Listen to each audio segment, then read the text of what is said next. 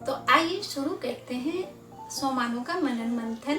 बहुत अच्छे अच्छे सोमान हैं, इसका मक्खन निकलेगा अगर हम इसको धारण करते हैं। इन मक्खन को हम अपने जीवन में उपयोग करते हैं तो हमारा जीवन बहुत पौष्टिक हो जाएगा, मतलब है इस सारे बाधाओं से दूर हो जाएगा। तो पहला जो सोमान है बहुत अच्छा सोमान है, मैं आत्मा बेहद की बैरागी हूँ।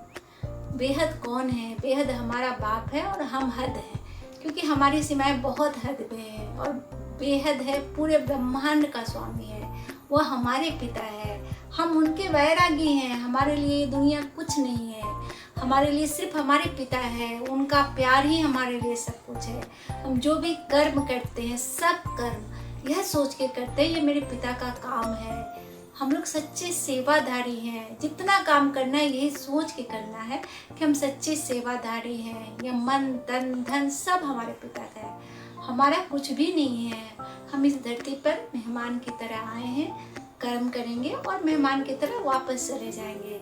हम बस एक बाप की याद में हमें रहना है, बाप के प्यार में रहना है, क्योंकि वही हमारे सर्व सुखों की खान है। वो हमें इतने खजाने देता है, इतने खजाने देता है।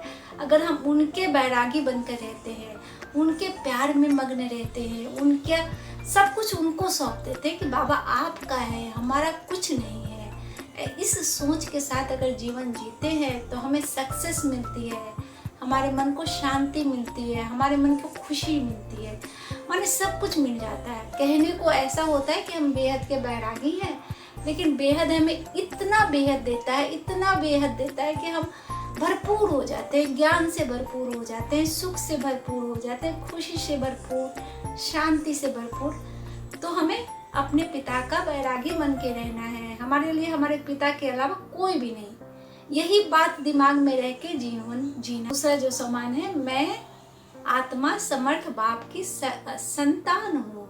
आप सोचो हमारे पिता कितने समर्थवान हैं, हमारे पिता है, हमारे भगवान हमारे पिता है। यह सोच ही हमारे जीवन के लिए बहुत अद्भुत है। माने आश्चर्यजनक रूप से अचानक से हमें पिता मिल जाता है, भगवान मिल जाता है। मैं तो कभी कभी सोचती हूँ तो मुझे बहुत हैरत लगती है कि कैसे भगवान मिल गए मुझे। मैं कितनी भाग्यशाली आत्मा हूँ कि मुझे चलते चलते भगवान मिल गए। माने जीवन में इतना सुख मिल गया, इतना सुख मिल गया, इस सुख के आगे कोई सुख नहीं है। माने यह सुख अद्भुत है, अतीन्द्रिय सुख है।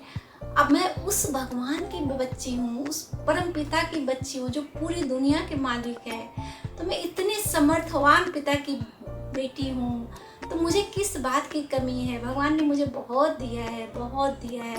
भगवान अपने हर बच्चों को बहुत देते, इतना देते कि किसी बात की कमी नहीं रहती है। ये मेरी गारंटी है। अगर आप ये सोच ले कि मेरे पिता भगवान हैं, वो मेरे साथ है, हर पल हर क्षण मेरे साथ रहते हैं, अगर यह बात अगर दिमाग में आ गई ना, तो आप सोचो कि अगर आपने अपने सब कॉन्शियस माइंड को समझा लिया कि मेरे पिता भगवान है, वो मेरे साथ रहते हैं, मेरा हर कर्म वो देखते हैं, सुनते हैं, समझते हैं, तो समझो कि जीवन ऐसा हो जाएगा, ऐसा हो जाएगा कि कमल पुष्प समान हम बन जाएंगे। हमको ऐसे लगेगा कि हम कमल पुष्प पर बैठे हुए, एकदम लाइट फरिश्ते स्वरूप में हम हो जाते हैं। तो यह नशा होना चाहिए कि हम ऐसे पिता की संतान हैं जो समर्थवान है, जो भगवान है, बहुत बड़ा सोमान है। इसे हमें जरूर धारण करना चाहिए। तीसरा जो सोमान है वो भी बहुत बड़ा सोमान है, मैं आत्मा निर्विघ्न हूँ, मतलब विघ्न विनाशक हूँ। हमारे जीवन में जितने भी विघ्न है सब नष्ट हो जाते, कट जाते, क्योंकि हमारे पिता भगवान हैं।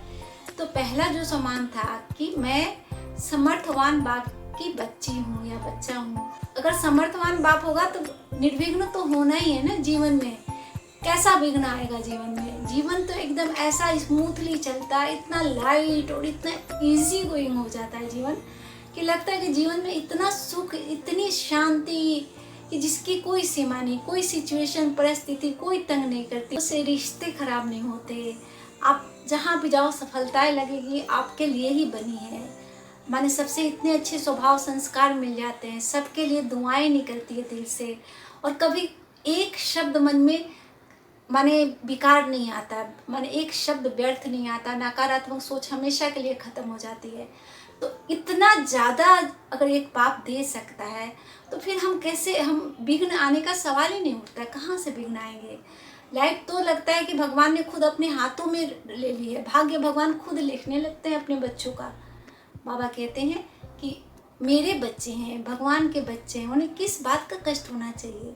तो हम भगवान के बच्चे जैसे ही बनते हैं हमारे जीवन का सारा विघ्न खत्म हो जाता है। भगवान खुद कहते हैं आप विघ्न विनाशक हो, वो कहते हैं आप विघ्न विनाशक गणेश हो।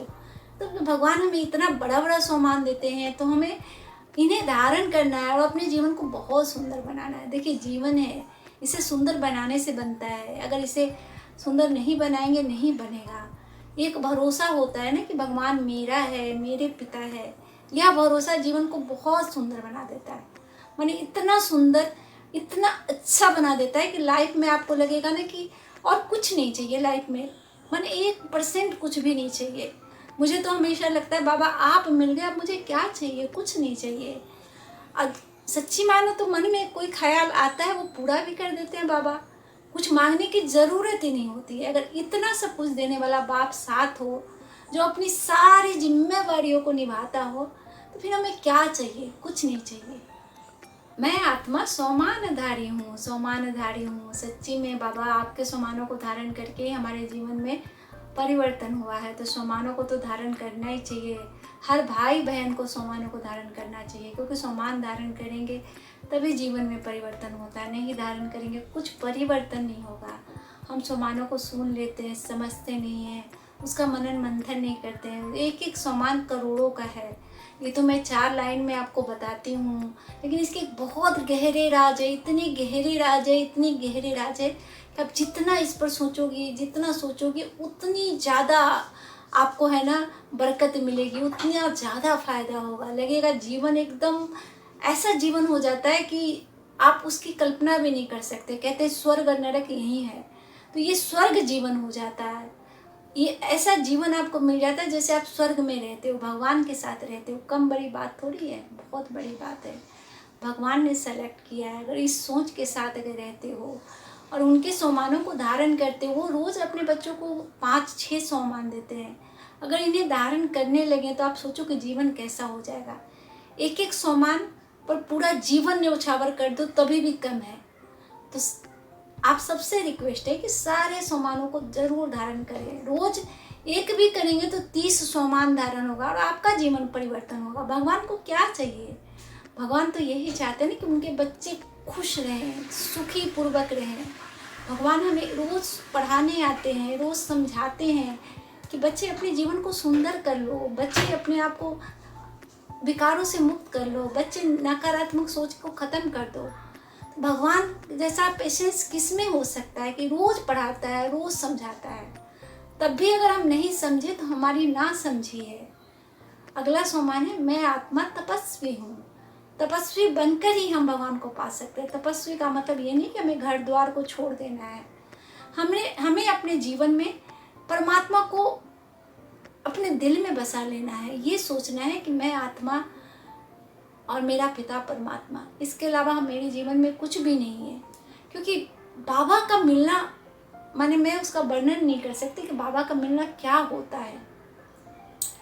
पहले की लाइफ को मैं जब सोचती हूँ और अभी की लाइफ को सोचती हूँ, जमीन आसमान का अंतर है लाइफ में। सहारा मिल गया कि कभी घबराहट नहीं होती है। मन ऐसा, हिम्मत मन में आ गई, इतनी ताकत, इतनी खुशी वो भगवान के अलावा कोई नहीं दे सकता है।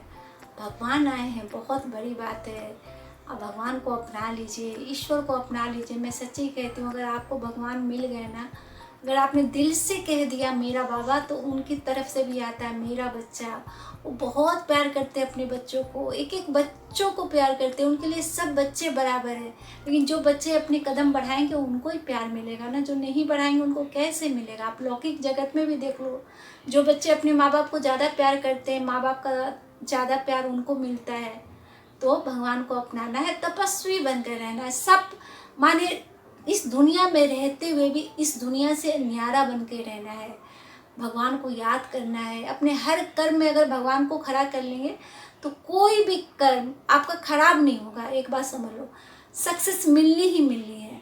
हम क्या करते हैं, पहले काम कर लेते, खराब हो जाता है तो भगवान को बुलाते हैं। जब खुद नहीं संभाल पाते हैं तो भगवान को कहते हैं प्लीज़ भगवान हेल्प कर दो, हेल्प कर दो, हेल्प कर दो। भगवान क्या कहते हैं कि तुम क्यों अपने सर पे बोझ लेते हो, जब तुम्हारा बाप खड़ा है बोझ लेने के लिए।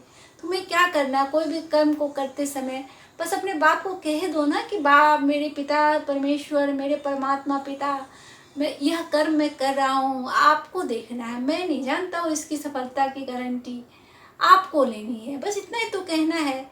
तो तपस्वी का मतलब ये नहीं कि हम जंगल में चले जाएं तपस्या करने, मतलब तपस्वी का मतलब है हर पल हर क्षण इस भाव में रहे, तपस्या के भाव में रहे कि मेरा पिता परमेश्वर मेरे साथ है, मेरे प्रभु मेरे साथ है, भगवान मेरे साथ है, मेरा हर काम में मेरे पिता हैं।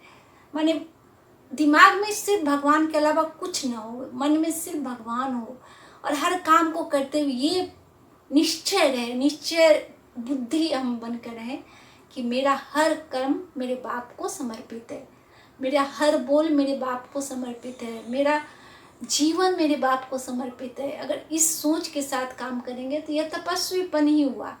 लोग जंगल में क्या करने जाते हैं, तपस्या करने जाते हैं, भगवान ही को तो याद करते हैं। तो भगवान कहते हैं कि आप इस दुनिया में रहकर भी मुझे याद कर सकते हो, सारे कर्म करो, सब कुछ करो, लेकिन एक बाप की याद में करो। बाप की याद में करोगे तो सक्सेस मिलेगी, सफलता मिलेगी, कर्म खराब नहीं होंगे, तो फायदा है ना अपना। तो अपना फायदा हम क्यों ना करें, क्यों नुकसान हम करें। तो अपने पिता को याद करते हुए कर्म करना है। पांचों सोमान बहुत अच्छे हैं और आपको धारण करने हैं। ओम शांति।